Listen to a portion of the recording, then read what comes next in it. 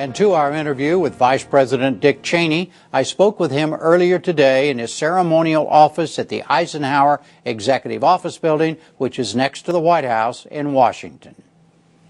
Mr. Vice President, welcome. It's good to be back, Jim.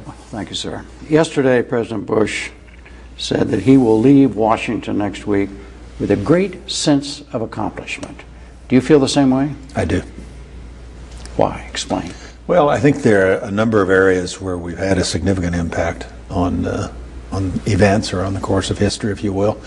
The one that stands out in my mind that I think is most important is something that didn't happen, and that's the fact that we were able to interrupt, block, defeat all further attempts by al-Qaeda to launch mass casualty attacks against the United States after 9/11. That's taken some very tough decisions by the President, some great work by a lot of folks in the intelligence services and the military and so forth. But I look at that and the lives that were saved and the threats that were defeated as probably our greatest achievement. And you feel it's actions that you took, the President took, the administration took, resulted in this happening. In other words, prevented these further attacks. There would have been further attacks had you not been there and you'd not taken action. Yes, sir. I can go back and a lot of the details are still obviously classified, but what we did in effect was in the aftermath of 9/11 and 02-03 time frame, when we first began to capture high-value detainees, senior members of al-Qaeda like Khalid Sheikh Mohammed or Abu Zubaydah, we then were able to interrogate them and collect intelligence from them, both about the al-Qaeda organization generally, how they functioned, who they were, where they came from, how they were financed, but then also to get specific intelligence on prospective attacks and allow us to go out and wrap up, capture, arrest others. And that list is very impressive. And if that had not happened, you think there would have been further attacks? There's no doubt in my mind there would have been. Serious attacks of the level like 9/11? Serious attacks, well, plans, for example, to fly an airliner into the tallest building on the West Coast, plans to develop a so-called dirty device to be detonated someplace in the United States, plans to hijack aircraft that were all headed for Heathrow, and then to capture them, blow them up over Heathrow, and plans to launch aircraft that they'd captured in Europe and destroy them as they came into the United States. I mean, it was a robust set of programs. There were other regions of the world that were involved as well as the United States. We got a wealth of information from those programs that are the source of some controversy, obviously. But we did not have a lot of information on al-Qaeda, on 9/11. It was very important that we develop it in the aftermath of 9/11, and we did. The President has also said that he made some mistakes in the last 8 years. Did you make any? Well, make mistakes. I can think of places where I underestimated things. For example, talking about Iraq, the extent to which the Iraqi population had been beaten down by Saddam Hussein was greater than I anticipated. That is, we thought that the Iraqis would be able to bounce back fairly quickly once Saddam was gone or the new government established and step up and take major responsibilities for governing Iraq, building a military and so forth, and that took longer than I expected. I think that what happened in Saddam's reign, as well as what happened back in '91, when after the Gulf War there was an uprising in Iraq that was brutally crushed by Saddam. I think that had eliminated a lot of the people that were potential leaders. If they'd stuck their heads up, it had been chopped off. And if I were to look for one where there was a miscalculation on my part, I think I underestimated the difficulty of getting an Iraqi government stood up.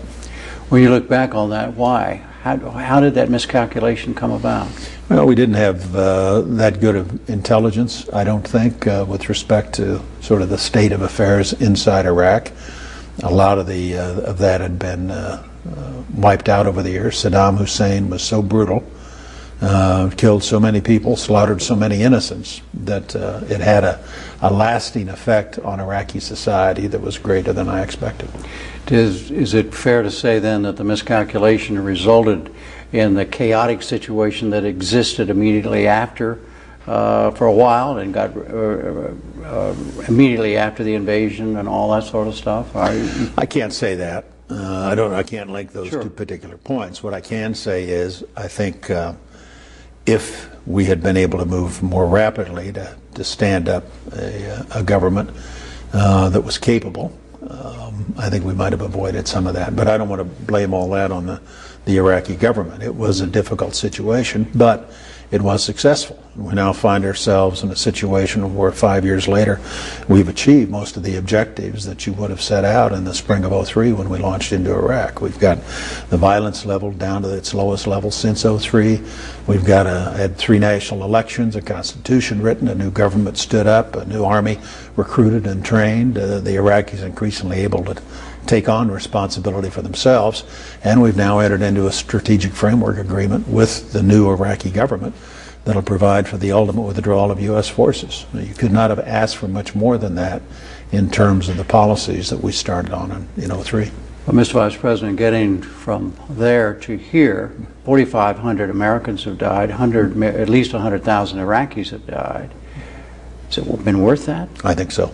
Why? Because I believed at the time that what Saddam Hussein represented was, especially in the aftermath of 9/11, was a terror-sponsoring state, so designated by the State Department. He was making payments to the families of suicide bombers. He provided a safe haven and sanctuary for Abu Nidal and other terrorist operations.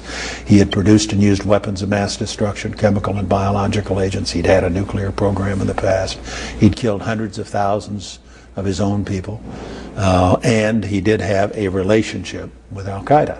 Now, we've had this debate. It keeps people trying to conflate those arguments. That's not to say that Saddam was responsible for 9/11. It is to say, as George Tenet, CIA director, testified in open session in the Senate, that there was a relationship there that went back 10 years. So this was a terror-sponsoring state with access to weapons of mass destruction, and that's the greatest threat we faced in the aftermath of 9/11, that the next time we found terrorists in the middle of one of our cities, it wouldn't be 19 guys armed with airline tickets and box cutters. It would be terrorists armed with a biological agent or maybe even a nuclear device.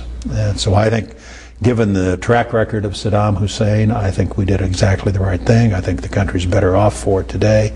I think it's been part of the effort alongside Afghanistan to liberate 50 million people and establish a vibrant democracy in the heart of the Middle East. I think those are major, major accomplishments. Speaking of Afghanistan and miscalculations, do you consider it a miscalculation to have gone into Iraq before Osama bin Laden had been found, arrested, killed, before Al-Qaeda had been completely destroyed, before the